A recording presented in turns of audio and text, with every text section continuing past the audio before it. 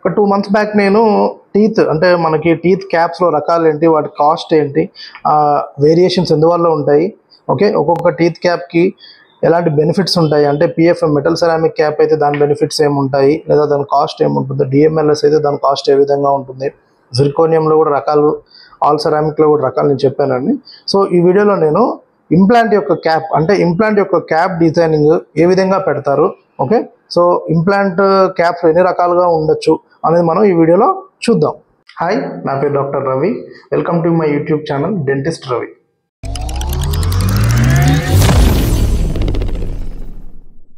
So మనము ఇంప్లాంట్స్లో 2 రకాలు చెప్పామండి. ఒకటి 2 piece, ఒకటి సింగిల్ పీస్ ఇంప్లాంట్ అని చెప్పేసి. సో సింగిల్ పీస్ ఇంప్లాంట్ ఎవరికి పెడతాం మనం జనరల్గా, ఎవరికైతే ఎక్కువ టైం అనేది సరిపోదు, అంటే కొంతమందికి ఏంటంటే ఎక్కువసేపు వెయిట్ చేయలేరు అనే వాళ్ళకి మనం సింగిల్ పీస్ ఇంప్లాంట్ పెడతాం. So single piece implant depth, బోన్లో ఎక్కువ డెప్త్కి పెడతాం అనమాట. డెప్త్కి పెట్టేసి జనరల్గా నార్మల్ టీత్ క్యాప్కి ఏ విధంగా అయితే పైన క్యాప్ ఫిక్స్ చేస్తామో, పన్ను చిన్నగా చేసుకుని కొలతలు తీసుకుని క్యాప్ ఇచ్చేస్తాము, సింగిల్ పీస్ ఇంప్లాంట్ కూడా మనం ఆ విధంగానే క్యాప్ పెట్టేస్తాం అనమాట. సో ఇక్కడ మీరు చూడొచ్చు, ఇది సింగిల్ పీస్ ఇంప్లాంట్ అనమాట. ఓకే, సో హెడ్ పార్ట్ దీంతోనే వస్తుంది. సో ఈ క్యాప్ అనేది మనం ఒక 2-3 days కానీ, ఒకవేళ వాళ్ళు ఇన్బిల్ట్ ఇన్-హౌస్ ల్యాబ్ ఉంటే కనుక వాళ్ళు ఇమీడియట్గా క్యాప్ ఇచ్చేస్తారు. లేదు అనుకుంటే ల్యాబ్ పంపిస్తే మనకు 2 to 3 days తర్వాత క్యాప్ అనేది వస్తుంది. సో ఈ క్యాప్లో కూడా మనకి ఏ విధంగా అయితే టీత్లో క్యాప్స్ నేను రకాలు చెప్పాను, పిఎఫ్ఎం అని, జిర్కోనియం అని, సో ఆ టైప్ మనం ఈ సింగిల్ పీస్ ఇంప్లాంట్కి క్యాప్ ఈ విధంగా డైరెక్ట్గా ఫిక్స్ చేసేస్తాం ఈ విధంగా. ఓకే, సో ఇది సింపుల్, ఇంకా దీంట్లో పెద్ద డిజైన్స్ పెద్ద రకాలు ఏమి ఉండవండి. సో పైన హెడ్ పార్ట్లో. సో నెక్స్ట్ వచ్చేసి మనకి 2 piece ఇంప్లాంట్ అనమాట. సో 2 piece ఇంప్లాంట్ అంటే ఏంటి, మనకి ఇంప్లాంట్ యొక్క బాడీ మనం ఈ విధంగా లోపల పెట్టేసిన తర్వాత 3 to 6 months తర్వాత ఈ తల భాగం అనేది మనము ఇస్తాం. ఓకే, సో ఈ డిజైన్ వేరు, ఎందుకు ఆ ఇంప్లాంట్ దాంతో కలిసిపోయి ఉండడానికి అనమాట. సో ఈ తల భాగంలో కూడా మనకి ఏంటంటే హెడ్ పార్ట్ 2 రకాలు ఉంటుంది. ఒకటి వచ్చేసి మనకి సిమెంట్ రిటైన్డ్ అని అంటారు. అంటే హెడ్ పార్ట్ ఏదైతే ఉంటుందో ఫస్ట్ ఆ హెడ్ పార్ట్ని సపోర్ట్ చేసే మిడిల్ పార్ట్, దాన్ని మనము బాడీలోకి ఫిక్స్ చేస్తాం అనమాట ఈ విధంగా. సో ఈ విధంగా బాడీలోకి ఫిక్స్ చేస్తాం. ఫిక్స్ చేసిన తర్వాత దీన్ని మనము స్క్రూతో టైట్ చేస్తాం. లోపల స్క్రూతో టైట్ చేసిన తర్వాత దానిపైన మనం ఈ విధంగా క్యాప్ అనేది ఫిక్స్ చేస్తాం.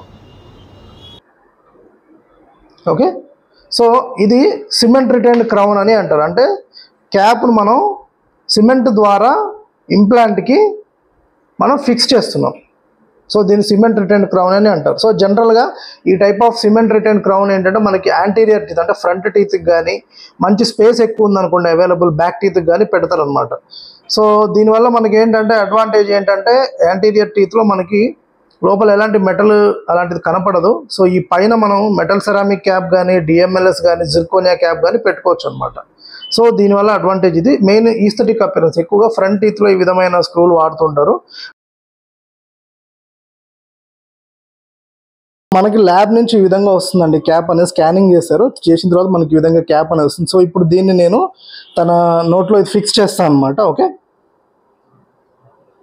సో ఇది వచ్చేసి మనకి స్క్రూ రిటైన్డ్ ఇంప్లాంట్ అపార్ట్మెంట్ అనమాట. Okay, note. సో ఫస్ట్ ఈ విధంగా పెట్టేస్తున్నాము. సో లోపల స్క్రూ ఉంటుందండి. సో ఆ స్క్రూ పెట్టి మనము టైట్ చేస్తాం అన్నమాట.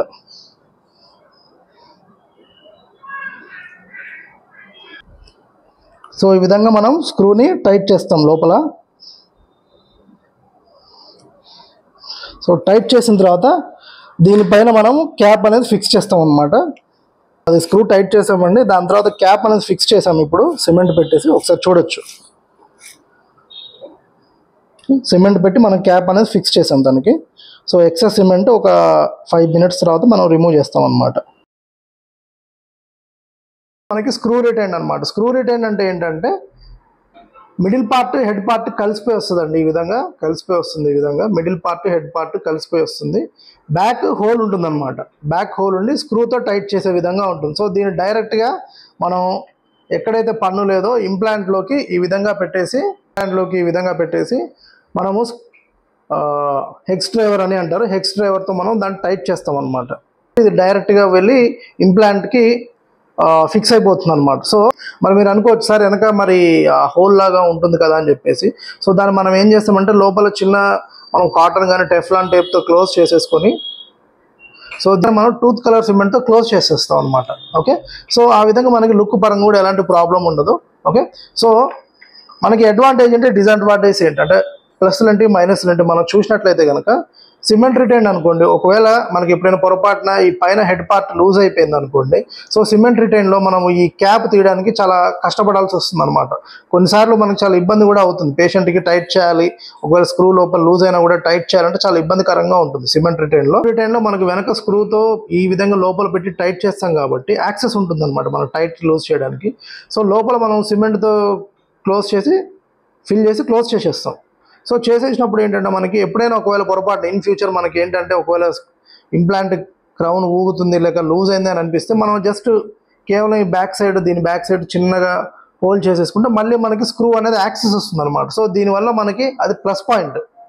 సో జనరల్గా మనకి ఏంటంటే ఎక్కువగా చాలామంది కూడా మనకి ఇంప్లాంట్స్లో ఎక్కువగా మనకి సిమెంట్ రిటైన్ కన్నా ఎక్కువగా స్క్రూ రిటైన్ ఇస్తుంటారు. ఎందుకంటే ఇంప్లాంట్లోకి స్క్రూ అనేది టైట్ అవుతుంది. జనరల్గా బోల్ట్స్ స్క్రూస్ మనకి ఏ విధంగా అయితే లూజ్ అయ్యి అవుతుంటాయి, ఇంప్లాంట్ స్క్రూస్ కూడా కొన్నిసార్లు లూజ్ అయ్యే అవకాశం ఉంటుంది. సో ఎప్పుడైతే లూజ్ అవుతుందో మనకి దాన్ని టైట్ చేయడానికి చాలా యాక్సెస్ ఈజీగా ఉంటుంది అనమాట స్క్రూ రిటైన్లో. విధంగా క్లోజ్ చేసినప్పుడు ఎవరికైతే స్పేస్ తక్కువ ఉందనుకోండి, పళ్ళ మధ్యలో స్పేస్, వాళ్ళకి ఒకవేళ ఇంప్లాంట్ ప్లాన్ చేయాలి కానీ స్పేస్ చాలా తక్కువ ఉంది, సో అలాంటి వాళ్ళకి జనరల్గా మనం స్క్రూ రిటైన్ ఇస్తాం. లేదు స్పేస్ మంచిగా ఉంది, మంచి సఫిషియెంట్గా ఉంది స్పేస్, పళ్ళ మధ్యలో స్పేస్ ఉన్నప్పుడు మనం స్క్రూ రిటైన్ కానీ సిమెంట్ రిటైన్ కానీ ఇవ్వచ్చు. సో సిమెంట్ రిటైన్ ఇవ్వాలి అంటే స్పేస్ అనేది మనకి మంచిగా ఉండాలన్నమాట. స్పేస్ తక్కువ ఉన్నప్పుడు మనం స్క్రూ రిటైన్ అనేది ఇస్తాం. ఓకే, సో మీరు ఇంకా మనకి కాస్ట్ గురించి మనం చూసినట్లయితే కనుక ఈ కాస్ట్ వేరియేషన్ అనేది ఉంటుంది. ఎందుకంటే ఎలాంటి బ్రాండ్ ఇంప్లాంట్ వేసాము.